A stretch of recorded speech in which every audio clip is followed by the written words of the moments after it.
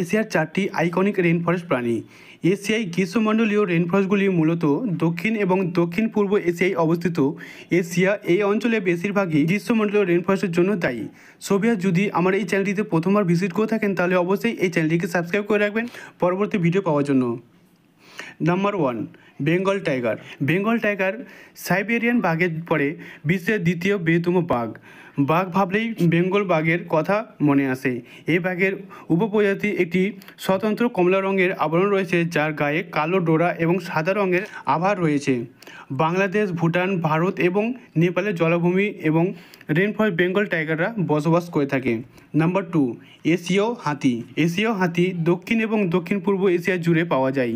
এর বৃহৎ স্তন্যপায়ী প্রাণী, মহাদেশের বৃহত্তম।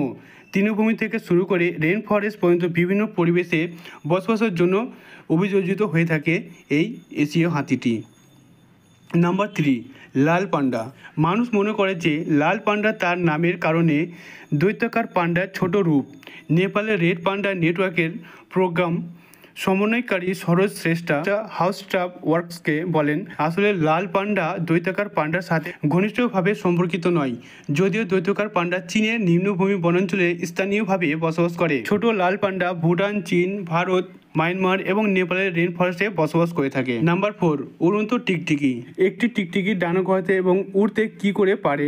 উড়ন্ত টিকটিকি গাছের শীর্ষের মধ্যে পিছলে যাওয়ার ক্ষমতা দক্ষিণ পূর্ব এশিয়ার গ্রীষ্মমণ্ডলীয় রেইন ফরেস্টে জীবনের জন্য একটি বিবর্তনীয় সুবিধা প্রদান করে। তাদের ডানা আসলে তাদের সামনে এবং পিছনে পায়ের মাঝখানে অবস্থিত আঁশযুক্ত ঝিল্লি প্রজাতির মতো।